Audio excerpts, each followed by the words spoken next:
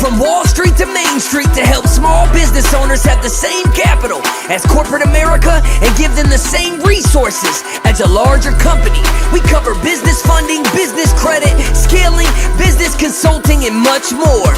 Check out the website at shieldadvisorygroup.com. Welcome to the show, The Liquid Lunch Project. Hey, what's up, everybody? Welcome back to another episode of the Liquid Lunch Project. I am Matthew R. Meehan, alongside my partner, as always, Luigi, the Professor, Rosa Bianca. What's going on today, Lou? Matthew, how are you, partner? In keeping with our mantra of educating while entertaining, there are three topics that are always front and center lately, and it's e-commerce, it's NFTs, and it's blockchains. Now, it wasn't easy, but we found someone who's an expert in all three. So welcome to the Liquid Lunch Project, Tim Thrush. It's a pleasure to have you.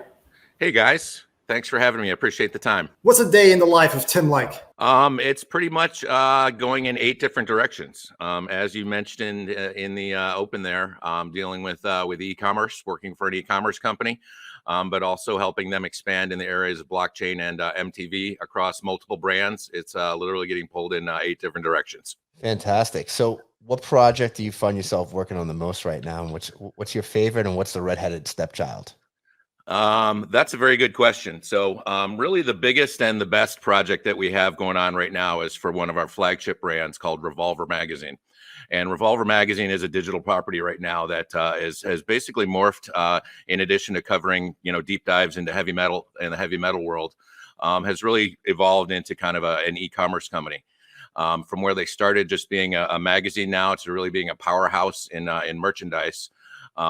We've got some things that we're doing with them in the blockchain and NFT space to really take them, even more digital. One that we're working on right now is called Revolver Legends. And what this is this is pairing the digital world with the physical world. We do quite a bit of traffic right now in vinyl records, reissues, custom vinyl issues, custom colors, reissues, sold under the Revolver brand. So what we're going to do is we're actually going to tie those physical purchases to an NFT. So, for example, say there's a Tool album that we have a reissue of that we're going to do, and we're going to sell 500 of those. Each one of those 500 albums would have a specific serial number tied to it, which would also then be tied to an NFT. So what that would mean is when you get that package, you've got 2 parts to it. You've got the digital part, which is the NFT. You could split that off and go sell that on OpenSea if you want, and just sell the Tool NFT. You'd still have your vinyl. You get your vinyl though, and really what we've done is we're pairing those 2 together. Your hash or your token is going to match on the album what it matches with the NFT. So your options are really, you could hold them both and you've got an album and an NFT. You could sell them both as a package, or you could sell either one individually, the vinyl or the NFT. So that's kind of the space we're in right now. We're starting with vinyl records, but really anything in the physical space, we can are planning on doing the same too. We sell CDs and cassettes, believe it or not, as well as shirts and so on, and all of that stuff can very easily, once we get our platform up and running, be tied to NFTs. So that's really the main project that we have going on right now, and then we've got 5 or 6 other sub projects that are all in the kind of the same space, but for other different properties and different brands. Really the second biggest one that we have going on right now, and this is a little closer to fruition, is around our Inked magazine platform. And what we're doing in the NFT world for that is we're doing what we're calling a golden ticket auction. So we're taking an A-list tattoo artist, putting a session of his time up for auction and tying that to a custom one-of-one NFT. In addition to that, that artist is also going to have, 3 to 5 examples of his artwork that we're going to turn into custom limited edition NFTs that are going to be sold during the same auction window as that artist.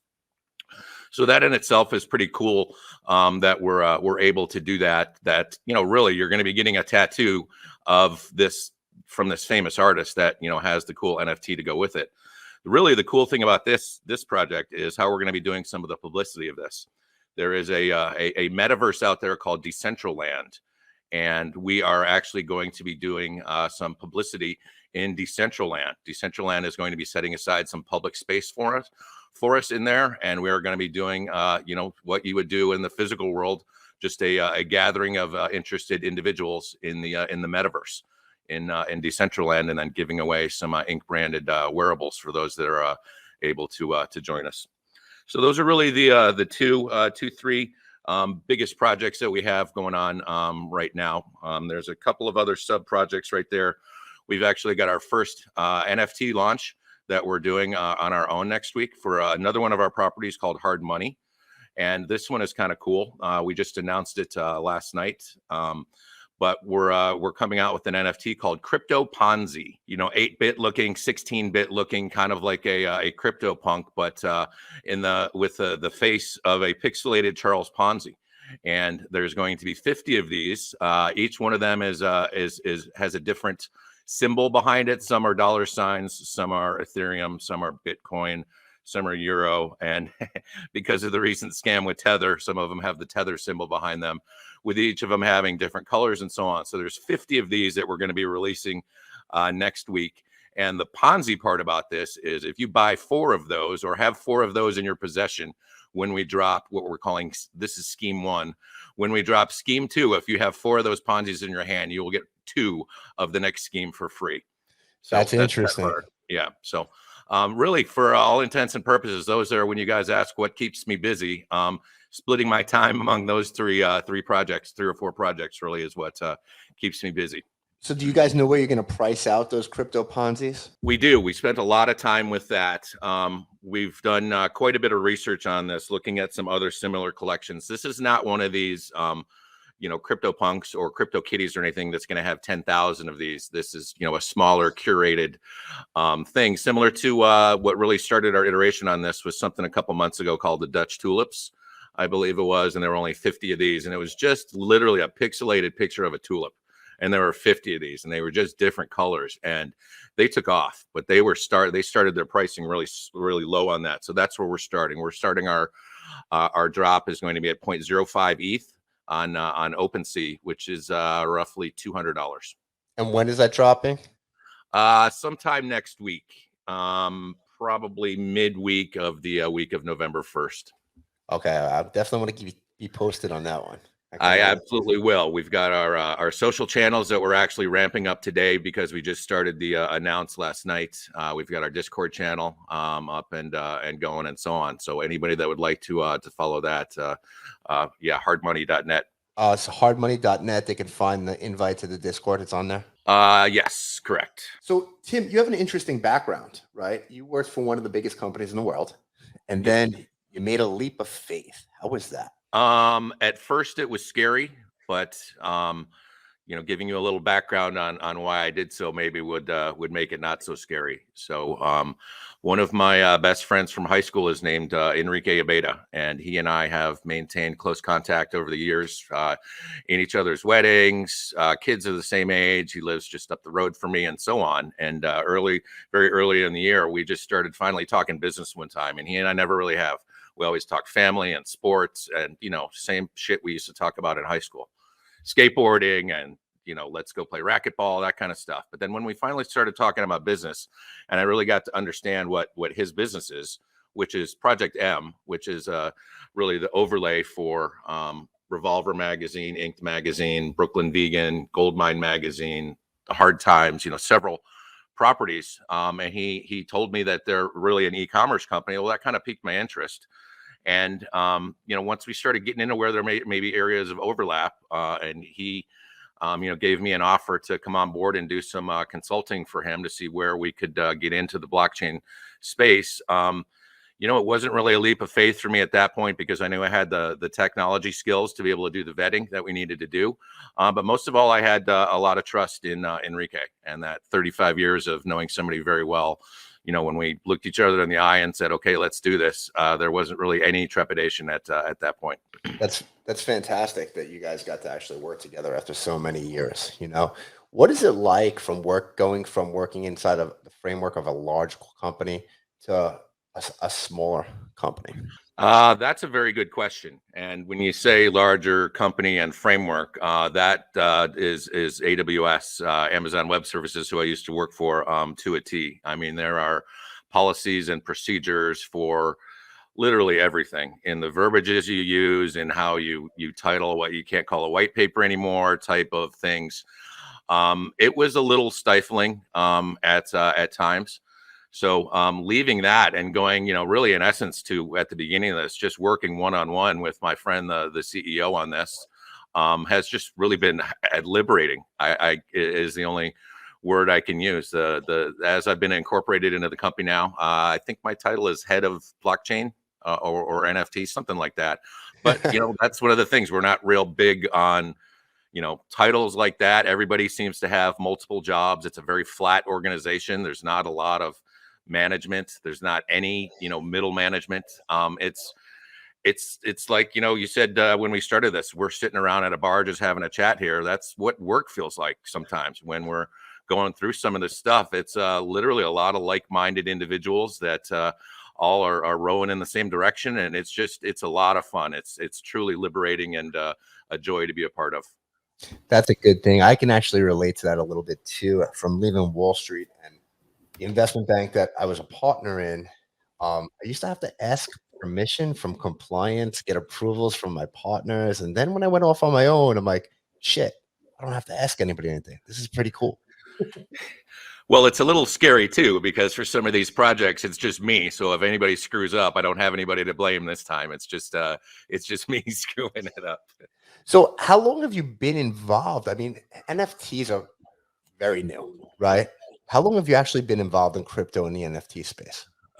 Believe it or not, I've taken myself from not knowing anything, literally nothing about blockchain or NFT to, I don't know, somewhat of a subject matter expert in 6 or 7 months. That's awesome.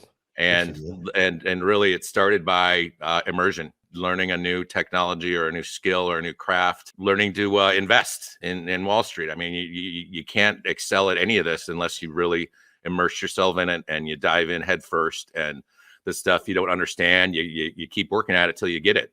And I did that at first with blockchain because I knew NFT was, built upon blockchain. So I'm like, okay, I need to understand, how does an actual blockchain work? Forget Bitcoin, forget Ethereum, NFTs, and so on. How does the blockchain actually work? And I started getting into this and discovering, walking through the technology, and it just clicked.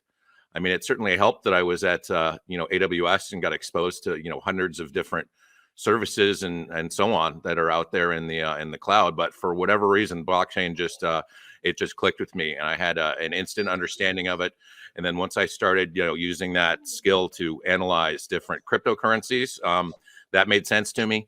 Once I got into NFTs to really see how do NFTs work and what would make an NFT project successful, it all seemed to click for me. So I really feel that, all my tech background really enabled me to learn this stuff relatively quickly. And it's a space that I just really feel comfortable in. Now, Tim, I just took 2 Tylenol because the two of you going back and forth, this is just a bit heavy for me. So it's finally wearing in.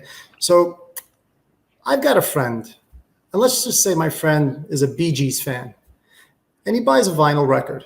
Can you kind of walk me and our audience that maybe doesn't have a firm grasp of NFTs and these e-commerce platforms on technically, how does the game work? I've got this vinyl record. Kind of walk me through what my experience is. So we'll walk through what the experience would be on our site, because the vinyl and the NFT are kind of paired at the same time. So that experience you talk about is really the majority of the Revolver audience is not really tech or NFT savvy and not really into that space. So we're not really advertising this as an NFT heavy play here. We're advertising this as just something value add that you're going to get from buying your vinyl.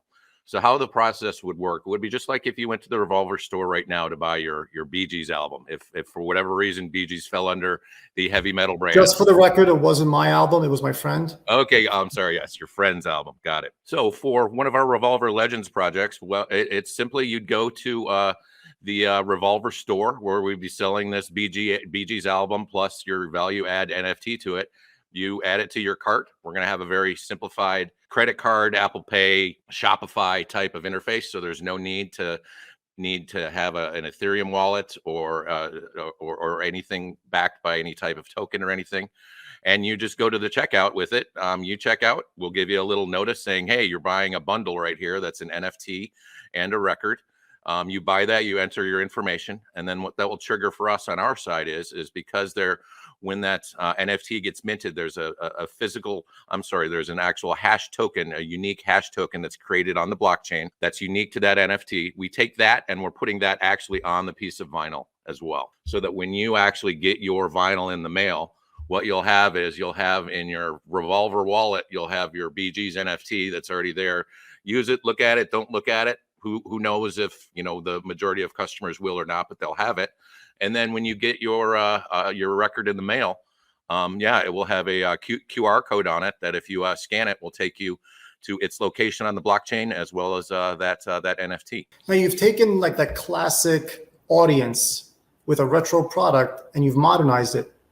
So what's the future of commerce? Will this be the new purchasing experience? Yes, it will. Anything really that you have in the physical world, there's no reason that can't be represented or monetized or commoditized on the blockchain. Not even just to mention that, but for provenance, really. That sticker that comes on that Bee Gees album that you get shows is a provenance. Really, you can scan that back to its creation on the blockchain, who created it, when it was created, and so on. And that's the stuff that's going to revolutionize stuff that we haven't even really dabbled in the news or anything yet. I have a friend that works for a bond company, like an insurance bond company, and they're deep diving heavy right now into how are they going to utilize in this industry, because faxing and signatures and all of that stuff just needs to go away. So all of those industries are going to be changed by blockchain. Now, Tim, can we do the same thing for a Ty Cobb rookie card or a 1962 classic Porsche? You could. You can. You can create anything on the blockchain. You could go to OpenSea.io right now and create, scan in that whatever you want in there, a picture, a video, a deed, if you will, and trace it back to its location on the blockchain. My stepmother wants to turn her chocolate chip cookie recipe into an NFT and try and monetize it. So really, once you start thinking about the things that you could do and put on there, either to monetize or like I said, just to provide digital provenance, it's really kind of mind-blowing. So essentially the blockchain is just keeping a record of what's been put out there, right? As far as it goes with minting NFTs or creating NFTs, right? How complicated is it? Is it just as simple as scanning something in and minting it?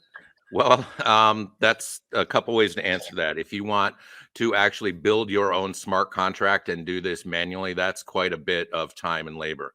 If you want to use a service like I mentioned, OpenSea, and there's a ton of them out there right now. I'm not joking. If you have a wallet and you have an OpenSea account, you could have an NFT minted in 5 minutes. It's literally that easy. The first time I did my test one on OpenSea, I was literally shocked and didn't believe it was that easy. That had to trace it back to the blockchain and say, did this actually work? So yeah, it can be done in minutes. Now, do you have to have the rights to the physical product in order to mint an NFT? Or is that a fine line that they're still working That's on? a good question, and I can't say I have an answer for that. I assume typical property law would or copyright law would apply to that. I don't know. I don't know if I could just go drop a Taylor Swift song out there and say I'm selling a Taylor Swift NFT with a different name on it or something. I don't know the legality of that. I would be careful though. Yeah. Yesterday was a big day. Facebook came out and they announced that they're changing their name to Meta, right? Just like Google changed it to Alphabet, but you used a term called Metaverse, right? For a lot of, let's just take a step back for a second. For most people, I don't think they see the real world applications just yet of NFTs, right? With that being said, a lot of people are just looking at them as this pixelated art or Donkey Kong characters, so to speak, right now. But as the market adopts these NFTs and they see the real world use, I think we are going to see more and more of them come up. It's definitely the way of the future. But that also leads us into what Facebook just did yesterday. They changed their name to Meta, right? And the Metaverse. Can you just give everybody a little bit of an overall of the Metaverse, and so they can understand where these NFTs can be posted in the future? Sure. Let me give you an example that'll kind of maybe frame it for people, and then give you a real world example of something that we're working on in the Metaverse right now that I kind of briefly referred to earlier. I don't know about you guys, but my kids are heavily into Minecraft, and Minecraft has been around for over a decade, if not, longer than that. And if you've ever seen Minecraft, you're immersed in this digital world. You can see how you look in there. You can go out and touch other people that are in your world in there with you. That's a metaverse right there. Really a digitally curated world that you can move around in and interact in and so on. What we're actually doing in a similar metaverse, it's called Decentraland or DCL. What we're doing right now is, as I mentioned before, we're creating wearables. And what that means is in these metaverses, and if you saw Mark Zuckerberg's presentation yesterday, you saw this, you get to create your digital avatar. You get to create how you look. So, he did a good example of that, showing himself going through different outfits that he wants to wear today on his Meta platform. And Mark Zuckerberg ended up looking just like Mark Zuckerberg in his Meta release. But in the Decentraland metaverse, a way that things are monetized and commoditized and so on are around your avatar. And Matt, I see you right now wearing your hat and your black T-shirt and so on. That could be your look in the metaverse. But what if there was a cool Revolver magazine hat that you wanted? You know what? We can charge you $20 for that, and then you own that hat that you then put on your avatar that you get to walk around and say, I'm only one of the 20 people that have these cool Revolver hats. That's what we're doing right now with tattoos. We're creating tattoos that people will be able to kind of create a sleeve on their avatar that are curated by inked tattoo artists. So that's one example. But even taking that to the next level, all of these Decentraland and Metaverse platforms have real estate, and they have spots where you can buy a piece of real estate and do what you want with it. You can squat on it and sell it later. You can rent it to somebody else, or you can build on it. And a lot of big brands, Sotheby's in particular, and Decentraland has built offices in there. They've built galleries in there. They've built shops in there. There's casinos that you can actually go to and physically, I'm sorry, not physically, but it looks like you're physically playing blackjack in the metaverse. These are the worlds that you kind of get immersed in once you're sucked into this Decentraland or sucked into to Minecraft. It's just this immersive world. And what the blockchain and NFTs have done is as I've mentioned before, it's allowed people to have provenance over things that they create or they buy, and your ability to monetize stuff. We've had ideas there that what if we created an inked tattoo parlor in Decentraland, that you could actually go in there, and we'd have an actual inked artist that you could have a consultation with, and he would create an NFT sleeve for you that you would be able to apply to your avatar type of thing. Or what if we created a Revolver record store where you could go in this metaverse and visit and pretend you're flipping through the record stash, just like you would in a record store. Taking really anything you can do in the physical world and immersing it into this digital world is just I can't say Facebook is wrong on where they're going here, and you can tell that they're all in. So we're all in on this as well, and I've spent more time than I probably care to admit in Decentraland and some of these metaverse platforms lately, and I get it. And if you're not sure if you get it, just go watch an 8 or a 10-year-old play Minecraft, and they will play that all day and be immersed in it all day and want to live in that metaverse. I'm with you 100%. My kids actually are in Roblox all day long. All day long. Same thing. Them and their friends will all come over to my house. They'll put a movie on, and they'll all have their devices hanging out inside Roblox. It's the craziest thing. You know, it's funny because I was just out in Utah at an investors event, right? And it was an all age event. And it seemed like it was 50-50, and the age group was split 35 and over and 35 and under. I will tell you right now, the 35 and under are already all into this. The 35 and over are just, it blows their mind of what's going on. Like, it's unbelievable sometimes. You know, metaverse, what the hell is a metaverse? Essentially, they're different virtual worlds, right? There's no one whole metaverse, right? It's every company can create their own universe. Or am I wrong Correct, there? but you're absolutely correct there. But that's Facebook's play, is that they want to be the metaverse. They want to use their Facebook muscle and show that you don't need to be in Decentraland. You need to be in Facebook's meta, because there's more people there and more of your friends there. And I just see them, doing the exact same thing that they did with, their model, just using their size and scale to muscle other people out of this space. Absolutely. And it's coming sooner than later, because this was not an overnight thought for Facebook. They've been planning this for years with the purchase of Oculus, right?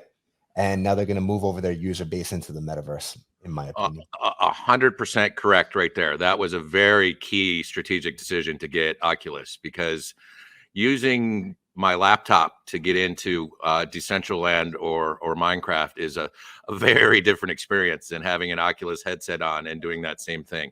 That's the game changer when you go to that Revolver record store in Decentraland and you've got your Oculus on and you can, pretend you're actually thumbing through these records and so on. That's really where this gets turbocharged.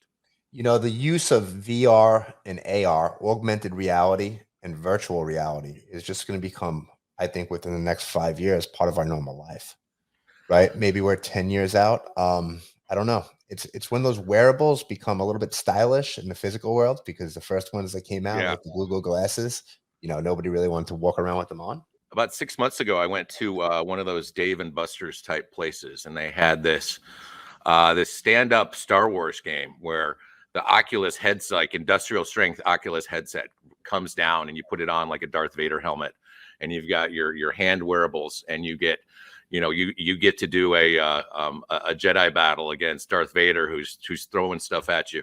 I tell you what, when I played that, I mean, I literally remember getting out of that saying that was one of the coolest things I've ever done, and that is 100% the future of gaming. I don't see, once you've done something like that in an immersive metaverse type of world, whether it's gaming or even just walking around, it's incredible.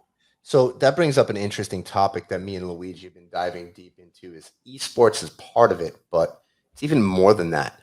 There's this game called Axie right now. I don't know if you've heard of it, right? They had 16,000 users, and now they're at 2.3 million inside of a year. What they're actually doing is, in these countries that have a very low cost of living and no jobs, right? You have people playing video games for a living, right? That's how they're making their money. Rather than go out and do physical labor, get a job where they have to work 10 to 16 hours a day to survive, there are actually people that are paying or sponsoring other people over there to play, and they're doing a profit sharing plan with them for all the crypto that they can get out of the game, which is an interesting concept to me as well. And just to give you some idea on scale of Axie Infinity, there's a site I follow every day called Crypto Slam, which really gives you the movers and the shakers in the NFT project world. And I would say for at least 3 months, Axie Infinity has been number one on this list, and it's not even close. And just an idea for scale, yesterday, so in the past 24 hours, $16.7 million in transactions they did in one day in a 24-hour period. It's amazing. Yeah. So, that one is by far and away the leader in the NFT world, and it's really changing things, like you said, because it's an entirely different model. Like you pay to get in, and then you earn. I don't really know the intricacies of the game, but like you said, it's creating this weird work model where people are looking at that for jobs, and there's real world income they're getting out of playing this Axie Infinity game. It really could be a great case study, I'm sure. So I heard one of the goals over the weekend when I was at this investor conference is to get rid of poverty in these nations, right? So if you take a place like the Philippines where people are making literally $3 to $5 a day and they're working 10 hours a day to do what they're doing, in this game you have people that instead of going to work, they're playing in the game, and essentially by battling each other, you win something called SLP, which is their crypto token essentially. And then all the SLP that you win, I mean, you can make up to $50 per day. So take that from 5. So what these investors are doing are investing in these teams of players over in the Philippines and giving them a percentage of what they're winning. So whereas going to do manual labor, you make $5 a day, people over there are making, $10 to $15 a day, double and tripling their income. The investors over here are winning. And as you said, they just did $16 million, right? Yeah.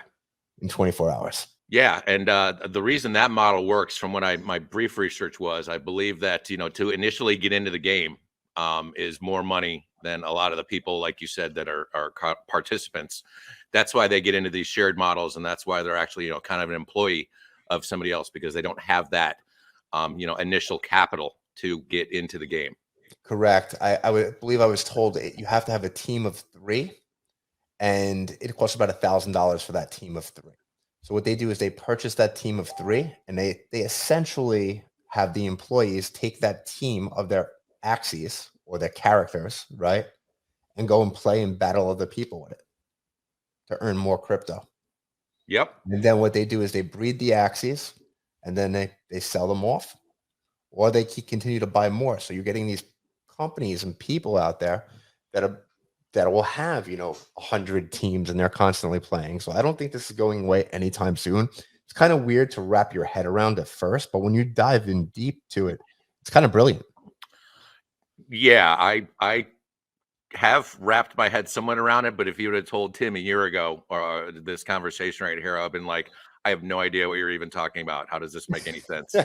I mean, it's this this world that is evolving, and these how it's disrupting things. I mean, just look at that, like you were saying, that job market in the Philippines for somebody that was making just a few bucks a day. I mean, this is just an incredible disruptive technology, and I love it.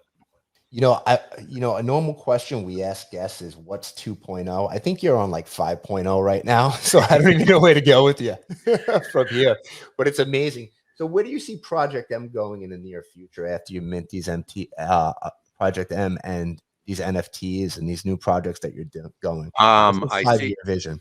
I see us taking it to scale. We're going to start off with our Revolver Legends project, really, small, with one record here, one record there.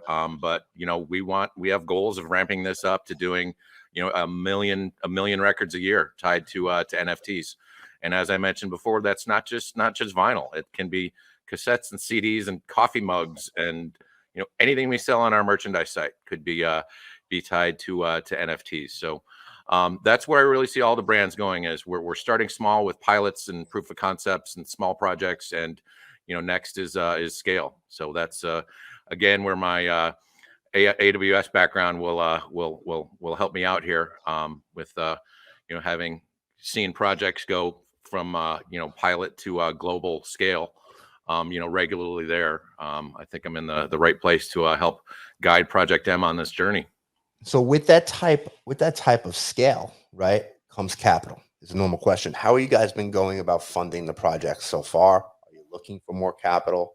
We're always looking for more capital. We are always, it feels like, doing a round of investment on this. And we do have a site. I'll have to get you guys the details of it, but there is kind of a crowdfunding site that Project M does that does allow, as we say, our fans and our community to contribute and be a part of what we do. So that's one way that we have some funding coming in. But Enrique was a Wall Street warrior for 25 years and has run his own hedge funds, and has raised several $1 billion over his career. So he's got the right people and connections and so on, and just really cultivates that as we need to.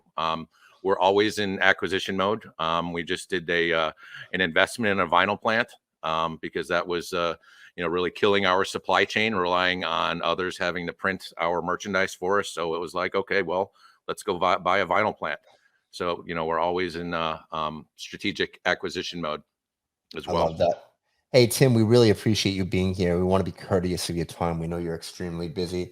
So with that, can you tell all the listeners where they can find you, where they can find more information about Revolver, Project M, and hardmoney.net? Hardmoney.net. Just search Project M Group, LLC. We're on LinkedIn. We're find out plenty of information from there. We've got, all of our individual brands, which have their own individual addresses. Revolver Mag, Goldmine Magazine, Inked Mag are the three big ones. You can follow me on Twitter at _team. That's TEEM 1001 _team 1001 on Twitter. And I'm heavily involved in LinkedIn as well. So if anybody wants to connect and have a chat on anything we talked about here, reach out on LinkedIn as well. Everybody out there, you should go follow Tim right now. I have a feeling we're going to see some very big things out of Project M and Tim himself in the very near future. They're pioneers in this space, and they're doing something that is pretty damn exciting moving forward. So, Tim, before I let you run, I have a question that I ask every guest on the show. So I'm going to ask you as well. What does success look like to Mr. Tim Thrush? What does success look like for Mr. Tim Thrush? Short-term success for me would be on all of the initiatives that I spoke about here. Launch without a failure would be short-term success for me. Long-term success for me would be, building that scale that I talked about there, being able to say that, I'm was an integral part of growing this part of a business up to, a scale of a million plus on something would be a long-term success for me. And really just going along for this ride with my buddy Rick, and hoping this works out would be, long-term success for me. So, nothing huge, just internal pride, I guess, for pulling off what my goals are right now. Well, listen, I have a pretty good gut feeling that you're going to do it. And I'd love for you to come back on the show in 5 years from now and tell us where you guys are. Well, thanks, guys. I really appreciate it. This was fun. Good conversation. Love what you guys do. And your podcasts are always a learning experience for me. So really appreciate the opportunity. Appreciate that. Well, guys, that's a wrap. We'll see you on the next episode of the Liquid Launch Project. Thank you for listening to the show. And make sure you subscribe, leave a review, and share it with a friend. We'll see you on the next episode of the Liquid Launch Project.